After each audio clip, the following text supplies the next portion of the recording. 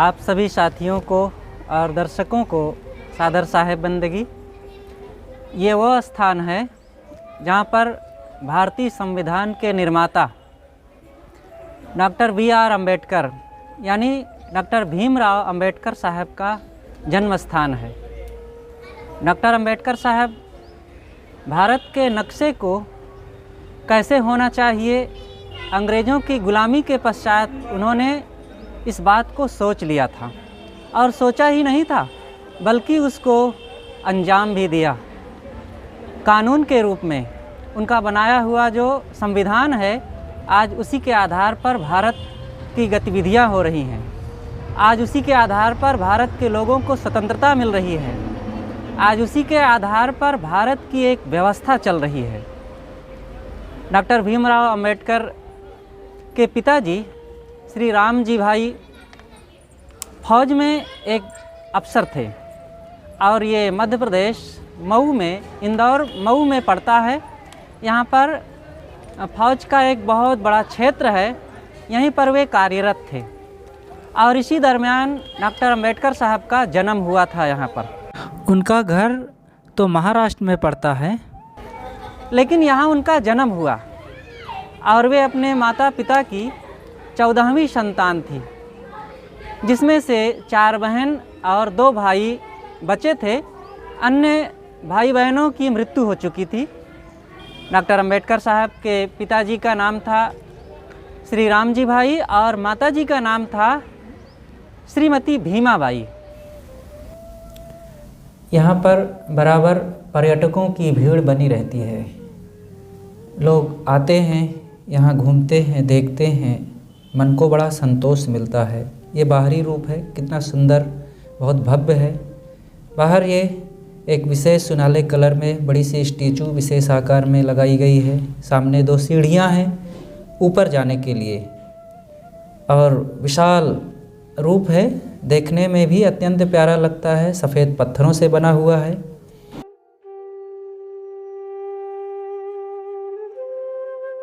ये स्थान डॉक्टर भीमराव अम्बेडकर साहब की जन्मभूमि है और आज यहाँ पर मध्य प्रदेश सरकार के द्वारा श्री सुंदरलाल पटवा जी ने यहाँ पर एक बहुत विशाल स्मारक बनवाया है, जो श्री शिवराज सिंह चौहान, जो वर्तमान में इस समय मध्य प्रदेश के मुख्यमंत्री हैं, उनके अध्यक्षता में ये काम हुआ है। और ये स्मारक बहुत ही दिव्य है और ऐसा होना ही चाहिए। जो भारत की इतनी बड़ी विरासत और इतने बड़े साम्राज्य के निर्माता हुए और यहाँ के विधाता हुए, यहाँ की कानून व्यवस्था को उन्होंने अंजाम दिया, उनके जन्मभूमि पर या अनेक जगहों पर उनके लिए स्मारक होना ही चाहिए। और आज डॉक्टर अम्बेडकर साहब केवल कानून शिक्षा विभाग में ही नहीं, अनेक क्षेत्रों में दुनिया में एक उनका अद्वितीय नाम है। और आज हम उसी स्थान पर आए हुए हैं। आइए अंदर देखते हैं कि इस स्मारक का कैसा प्रारूप है और आप भी इसके सहभागी बने और देखते हैं।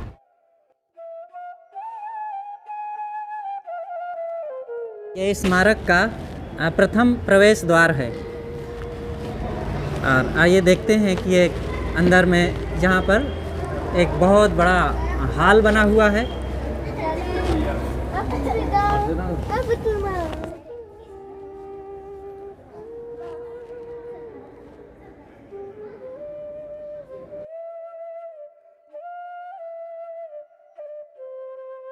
बहुत विशाल हॉल है, आप देख सकते हैं। चारों तरफ डॉक्टर श्री अम्बेडकर साहब की अनेक प्रदर्शनी भी लगी हुई है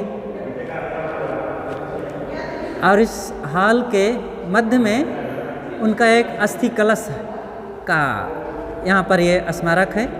बहुत सुंदर, बहुत ही रमणीय बना हुआ है। ये जन्मभूमि के साथ साथ उनके अंतिम निशानी भी है, जिसे अस्थि कलश भी कहते हैं, और वे यहाँ पर रखा गया है। और उसके स्थान पर बहुत सुंदर ये एक छोटा सा मंदिर के रूप में बना है। ये विशाल हॉल है। आइए देखते हैं कि इसमें जगह जगह ये यहाँ पर प्रदर्शनी के रूप में उनके माता पिता जी और उनके जन्म स्थान की जगह है, जन्म हुआ है, झूले पर झूल रहे हैं बालक के रूप में।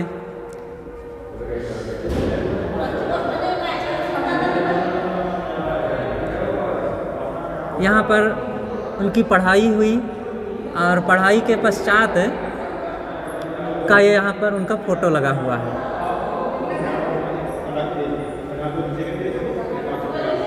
ये मुंबई में उन्होंने स्नातक परीक्षा पास किया था, वहाँ का एक ये चित्र है। ये उनका विद्यार्थी जीवन का फ़ोटो है।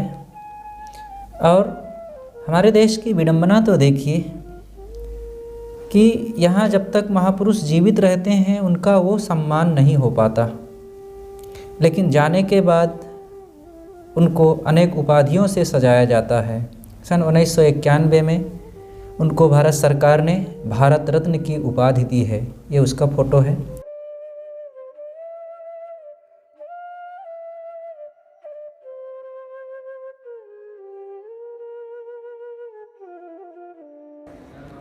ये यहाँ पर जो स्टैचू बना हुआ है ये डॉक्टर साहब और उनकी धर्मपत्नी श्रीमती रमाबाई का है।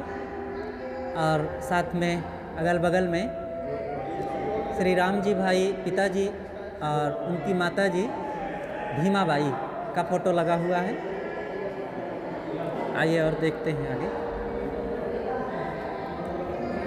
संविधान निर्माण के पश्चात डॉक्टर राजेंद्र प्रसाद और पंडित जवाहरलाल नेहरू, सरदार वल्लभ भाई पटेल, साथ साथ और भी अनेक उस समय के गणमान्य नेताओं के साथ संविधान समर्पित करते हुए यहाँ पर दिखाया गया है।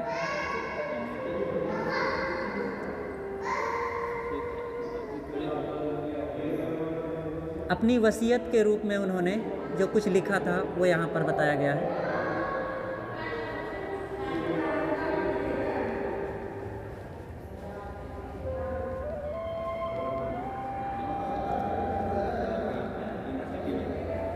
कोलंबिया यूनिवर्सिटी अमेरिका में उन्होंने पढ़ाई किया था, उसका यहाँ पर उस कॉलेज यूनिवर्सिटी का यहाँ पर फ़ोटो सहित उनका चित्र है।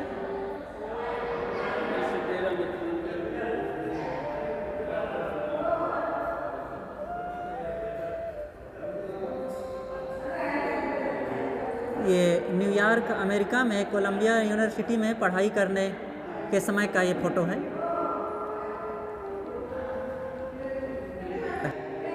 किसी महाविद्यालय का अवलोकन करते हुए उनका और उनके साथियों का फ़ोटो है।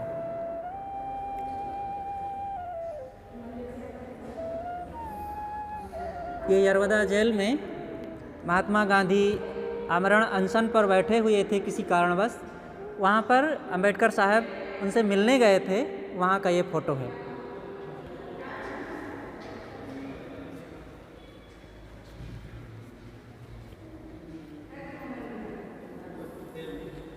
अनेक संप्रदायों के लोगों के साथ कैसे व्यवहार होना चाहिए, भारत में कैसे कैसे लोग रहते हैं, अनेक हिंदू मुस्लिम सिख ईसाई आदि, उन सब की एकता का यहाँ पर उन्होंने जो विचार दिया था और जो उनकी धारणाएं थी, जो उन्होंने सोच रखा था कि कैसे भारत की व्यवस्था होनी चाहिए, उसका एक छोटा सा खाका खींचा गया है।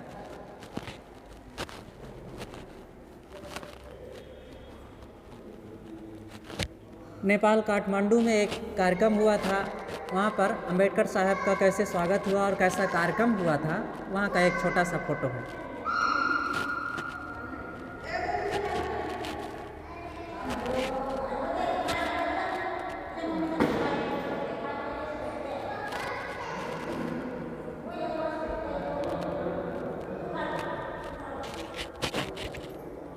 हिंदू कॉलोनी दादर में स्वयं का निवास और उनके नाम से एक छोटा सा पुस्तकालय बनवाया गया था, उसका एक छोटा सा ये प्रारूप है।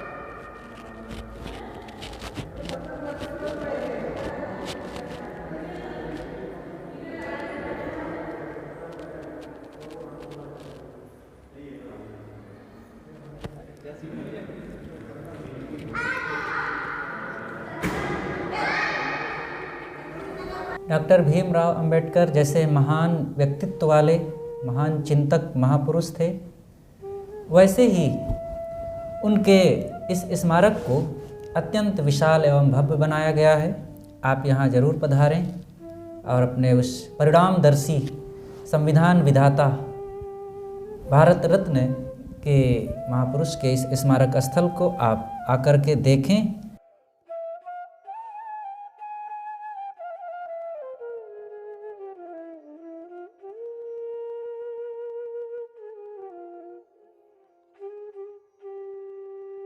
एक विशाल कक्ष है और हॉल के रूप में, जिसमें बाहर से इस स्मारक में बाहर से 2 सीढ़ियां बनाई गई हैं। आप किसी भी तरफ से चढ़ सकते हैं। सामने एक शेर की चतुर्भुजी स्तंभ बना हुआ है, जैसे सम्राट अशोक का बनाया हुआ स्तंभ होता है, वैसे ही एक सामने पर विशाल बहुत बड़ा स्तंभ बना हुआ है। डॉक्टर अंबेडकर साहब का स्मारक का ये दूसरा फ्लोर है।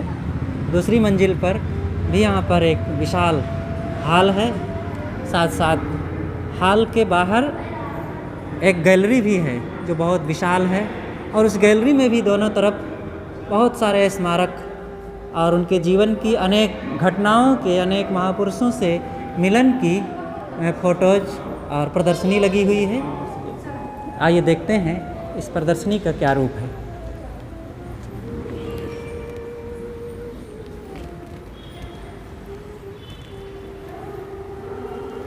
थोड़े में देखते हैं क्योंकि समय ज़्यादा नहीं है, इसलिए हम इन सभी प्रदर्शनी के फ़ोटोओं के बारे में भी नहीं बता सकेंगे, किंतु है देखने लायक। अनेक महापुरुषों के, भारत के गणमान्य नेताओं के और भारत को अंग्रेज़ों की गुलामी से छुड़ाने के लिए अनेक लोगों ने जो अपनी कुर्बानियाँ दी हैं, उन सब की भी यहाँ पर प्रदर्शनी लगी हुई है।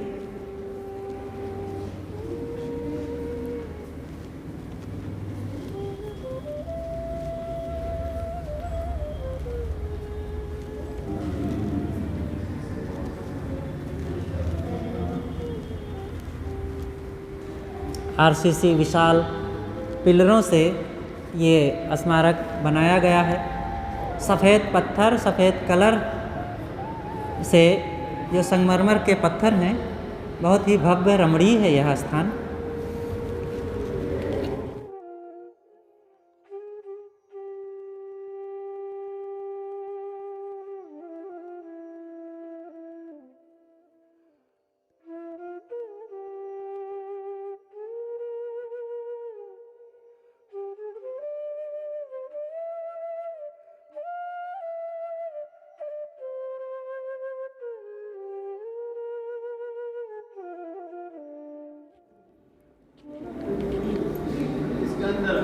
आइए अब गैलरी से अंदर की ओर हॉल में प्रवेश करते हैं।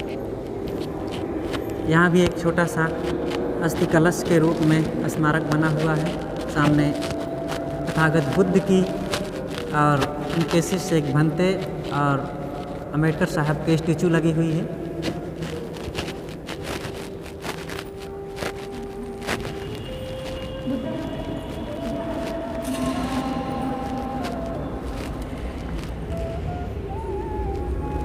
डॉक्टर अंबेडकर साहब के परिवार के अनेक लोगों का यहाँ फ़ोटो है।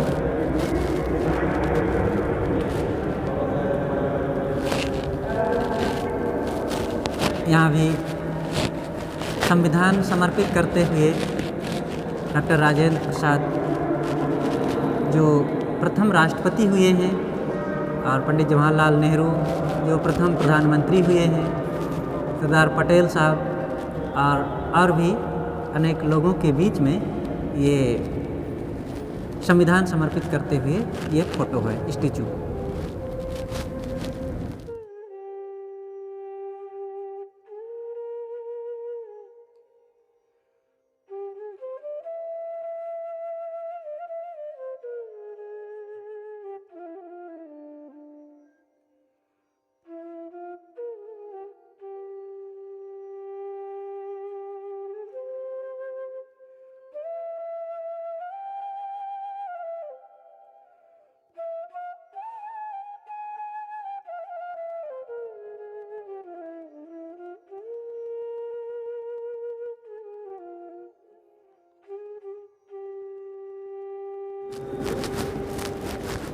आप देख सकते हैं कि ये विशाल हॉल जो ऊपरी मंजिल का है, लेकिन यह भी कम से कम 60-70 फीट से कम नहीं होगा ऊंचा, बहुत ही ऊंचा है, जो एक विलक्षण स्मारक है ये।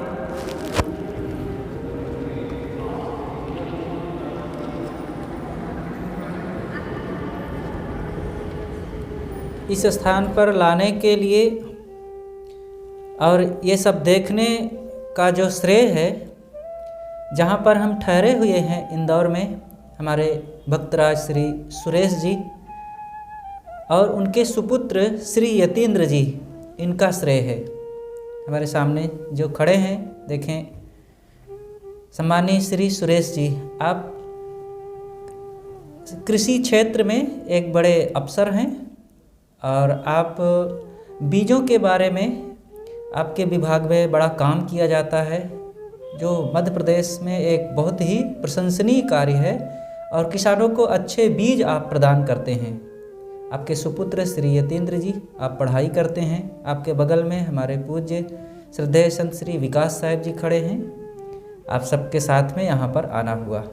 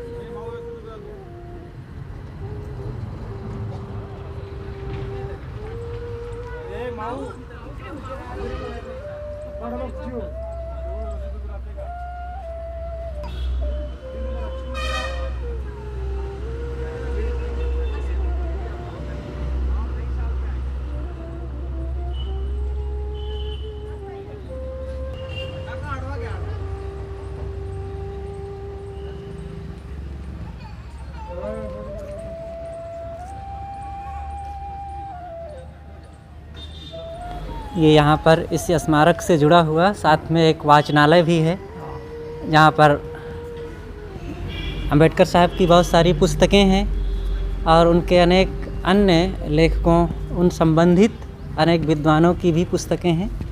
आप यहाँ से पुस्तकों का भी लाभ ले सकते हैं। वर्तमान में हमारे श्री बामखेड़े साहब यहाँ पर इसकी व्यवस्था देखते हैं। बामखेड़े साहब, आपको सप्रेम नमस्कार। आइए हम उनसे थोड़ी सी चर्चा करते हैं। वानखेड़े साहब, आपका हम परिचय जान सकते हैं? मेर राजेश वानखेड़े, डॉक्टर बाबा साहब अम्बेडकर जन्मभूमि का सचिव, और यहाँ डॉक्टर अम्बेडकर मेमोरियल सोसाइटी जो विगत 50 साल से ऊपर से काम कर रही है, ओके, उस सोसाइटी का मैं सचिव। ओके जी। यहाँ पर इस स्मारक को किसने बनवाया? आप डॉक्टर बाबा साहब अम्बेडकर जी का जो जन्म स्थान है जी, आप एक ये फोटो देखिए वाला। हाँ, ये हाँ, फोटो इस तरह जी, देखिए जी। ये भंते जी का फोटो है। आप भंते धर्मशील जी, आप भंडारा से हैं। जी जी, भंडारा से। भंते धर्मशील जी ने ये प्रयास करे कि बाबा साहब अम्बेडकर जी का जन्म कहाँ हुआ है जी, और वो जगह पर स्मारक बनना चाहिए जी। ये उनका दृढ़ निश्चय था जी। और जितने उनके प्रयास इस स्मारक को ज़मीन को लेने को हुए जी, एक साधारण बात नहीं है, बहुत ही, क्योंकि यहाँ की जो ज़मीन होती है वो केंद्र सरकार की होती है। ओके। एक बौद्ध भिक्षु का भंडारा से आना, यहाँ महू में जहाँ मिलिट्री हेडक्वार्टर ऑफ वार, इसका शॉर्ट फॉर्म महू, यहाँ बाबा साहब अम्बेडकर जी के पिताजी सूबेदार थे और जहाँ आप अभी खड़े हैं, जिस स्मारक के अंदर भी आप घूम रहे हैं, जहाँ बीच में अस्थि कलश रखा हुआ है, उसी अस्थि कलश के स्थान पर बाबा साहब अम्बेडकर जी का जन्म हुआ। तो यहाँ पर बनते धर्मशील जी आए, उन्होंने यहाँ के रजिस्टर और नोंद में पता करा कि बाबा साहब अम्बेडकर जी का पिताजी के सम्माननीय आदरणीय बनते जी ने जब यहाँ से नोंद में सब दूर से पता करा तो उनके ध्यान में आया कि बाबा साहब अम्बेडकर जी का जन्म यहीं पर हुआ। रामजी सकपाल सूबेदार थे, उनका यहाँ क्वार्टर था जी, पूरा बैरक बना हुआ था यहाँ जी। जब उसमें प्रयास करे कि यहाँ वो जगह मिल जाना चाहिए, जगह देखने आए तो यहाँ नींव बाकी रह गई थी, तो उस जगह पर उन्होंने कोशिश करी। 1970 में डॉक्टर अम्बेडकर मेमोरियल सोसाइटी बनाई। 80 में ये जगह केंद्र सरकार से उन्होंने प्राप्त की। बहुत बड़ा संघर्ष किया उन्होंने। उस संघर्ष को तो मैं कोटि कोटि वंदन करता हूँ। बहुत ही ये स्मरणीय है और उनकी मेहनत हम सब के लिए लाभकारी है। जी जी जी। आज हम सब लोग यहाँ दर्शन करने के लिए आ रहे हैं, सारे लोग दर्शन करने के लिए आ रहे हैं। ये पुण्य भूमि है बिल्कुल। यहाँ की मिट्टी को बहुत सारे लोग सर पे रख के ले जाते हैं। जहाँ प्रतिमाएं स्थापित होती है बाबा साहब अम्बेडकर जी की, उसकी नींव में इस मिट्टी को डाला जाता है। ऐसे महापुरुष के बारे में ये होना ही चाहिए, ये सोचना और ऐसा काम करना और फिर इसको क्रियान्वित कर देना एक बहुत बड़ी उपलब्धि है और भविष्य के लिए एक बहुत बड़ी निधि के रूप में, जिन्होंने भारत के विधान का, भारत के व्यवस्था का एक सुंदर खाका खींचा और उसकी व्यवस्था दिया और दुनिया में शिक्षा और कानून के मामले में उन्होंने एक नया मिसाल कायम किया। ऐसे महापुरुष डॉक्टर अम्बेडकर साहब के बारे में ये काम तो होना ही चाहिए और भी आगे होते रहना चाहिए। जो भी उनके बचे हुए काम है या उनके स्मरणों के लिए ये होते ही रहना चाहिए। ये जो 22,500 स्क्वायर फीट के अंदर सरकार से ज़मीन ली है, उसमें 91 में सुंदरलाल पटवा जी की सरकार ने 10 लाख रुपए दिए थे। उसके बाद में फिर 2003 में काम चालू हुआ। 2008 में माननीय लाल कृष्ण अडवाणी जी गृह मंत्री ने इसका उद्घाटन करा। फिर 2016 में नरेंद्र मोदी जी आए, उन्होंने तीसरे फेज़ का काम था जिसमें मूरल से लगना थे, कुछ मूरल से लग पाया। उसके बाद मूरल से का काम तो अभी अधूरा है, लेकिन ऐसे इतने प्रयास के बाद में सरकार ने इसको निर्माण किया है। मध्य प्रदेश सरकार ने इसका निर्माण किया है। Doctor Ambedkar memorial society land owner committee, इसलिए इसका रखरखाव देख और एक अम्बेडकर मेमोरियल सोसाइटी के माध्यम से होती है। जितने भी दर्शनार्थी दर्शन करने के लिए आते हैं, उनकी सुविधाएं मेमोरियल सोसाइटी का दायित्व रहता है, वो इसकी सुविधाएं करते हैं। और यहाँ पर मिलिट्री एरिया के अंदर होने के कारण बहुत सारे दर्शनार्थियों को दिक्कत जाती है, इसलिए मध्य प्रदेश की सरकार यहाँ और भी ज़मीन अलाट करके उनके रुकने ठहरने की व्यवस्था भी कर रही है। पिछली 14 अप्रैल को इसकी घोषणा भी हुई थी और ऐसे सजग संवेदनशील मुख्यमंत्री माननीय शिवराज सिंह चौहान द्वारा ये काम करना ही है, ऐसा हम सब लोगों को आशा भी है। बिल्कुल होना चाहिए। 14 अप्रैल डॉक्टर अम्बेडकर साहब की जयंती पर यहाँ पर कोई भव्य कार्यक्रम होता है? डॉक्टर बाबा साहब अम्बेडकर जी का जन्म यहाँ हुआ है, बाकी तो देश दुनिया में उनकी कर्म भूमि है जी। जो सूर्य यहाँ से उदय हुआ है वो 152 देश में प्रकाशमान है जी जी। 152 देश में उनकी जयंती मनती है। वो जहाँ से जो सूर्य उदय हो वहाँ तो जयंती मनना ही चाहिए, होना ही चाहिए। तो यहाँ पहले यहाँ एक बहुत उदार भावना के बात मैं आपको बता दूँ, बहुत अच्छी बात है कि यहाँ पर जब से जयंती मनते आ रही तब से बहुत सारे यहाँ के सभी समाज, सभी वर्ग के लोगों द्वारा और सारे सरकारी संस्थान, बैंक वगैरह, इनके द्वारा, सबके द्वारा यहाँ 14 अप्रैल को दूर दराज से आने वाले दर्शनार्थियों की सेवा की जाती थी। उन्हें पानी, भोजन उपलब्ध किया जाता था। लेकिन अभी कुछ सालों से सरकार, खुद मध्य प्रदेश सरकार ही ये व्यवस्था करती है और बहुत अच्छी व्यवस्था करती है। मुझे कोई उसमें वो नहीं है, कोताही नहीं बरतूँगा इस बात को बोलने के लिए कि माननीय मुख्यमंत्री शिवराज सिंह चौहान जी के नेतृत्व में यहाँ पर दर्शनार्थियों को ठंडे पानी की व्यवस्था, डोम की व्यवस्था, भोजन की व्यवस्था, रुकने की व्यवस्था, खाने पीने की व्यवस्था 12, 13, 14 तीन दिन तक लगातार ये व्यवस्थाएं दी जाती हैं और उसके लिए उनका साधुवाद है। और अभी इस जितने भी पंच तीर्थ है उसमें से इस तीर्थ पर इतनी सारी व्यवस्था की जाती है। साथ ही साथ अभी सब जगह इस वर्ष से शायद सुविधाएं सरकार देने लग गई, लेकिन शिवराज जी ने इसके लिए सबसे पहले उन्होंने ये पहल की, उसके लिए उनका बहुत बहुत साधुवाद है जी। बहुत अच्छा। आज से 550 साल पहले सदगुरु कबीर साहब ने जिस व्यवस्था के बारे में सोचा था, उनकी जिसके बारे में चिंता थी कि मानवीय एकता, सामाजिक एकता, आपसी प्रेम और मनुष्य सब समान हैं, श्रेष्ठ हैं, उन सारे विचारों को डॉक्टर अम्बेडकर साहब ने सामाजिक जो व्यवस्था है इसको संविधान के रूप में दिया। और ये उनकी बहुत बड़ी देन है और ये कबीर विचारों की विजय है। और ऐसे महापुरुष जो ये काम किए हैं उनके स्मरण में और उनके विचारों को और आगे उजागर करने के लिए हम सबका ये कर्तव्य है कि इसको और आगे बढ़ाएं। संत कबीरदास जी बाबा साहब अम्बेडकर जी के सब जीवन में मानव कल्याण, मानव हितकारी, ये जो बाबा साहब अम्बेडकर जी ने संविधान के अंदर देश की आधी आबादी को संरक्षण दिया और बहुत मनुष्य को मनुष्य जैसा समाज में स्थान मिले इसके लिए बहुत संघर्ष किया। उनके प्रेरणा के स्रोत अगर देखा जाए तो बाबा साहब अम्बेडकर जी ने को ये जो प्रेरणा कहाँ से मिली, ये प्रेरणा मिली उनसे संत कबीरदास। बिल्कुल बिल्कुल। संत कबीरदास जी के दोहे या उनके बोली हुई जो स्तुतियाँ है उसमें साइंटिफिक विज्ञानवादी बातें हैं। संत कबीर, सदगुरु कबीर हम जिन्हें कहें, उनके रग रग में समाये हुए थे। साथ ही अभी अगर आप इसको देखें तो आदिकाल में Tathagat Gautam Buddha, super scientist of world, पहले गुरु वो, मध्यकाल में संत कबीरदास जी जो वो भी उनका तार्किक अनुभव रहा है और तार्किक उन्होंने प्रसारण बात की है। उसके बाद का काल्यखंड ज्योतिबा फुले। तो बाबा साहब अम्बेडकर जी के 3 गुरु, आदिकाल में तथागत गौतम बुद्ध, मध्यकाल में संत कबीरदास जी और बाद के आखिरी के काल में आधुनिक वर्तमान में ज्योतिबा फुले।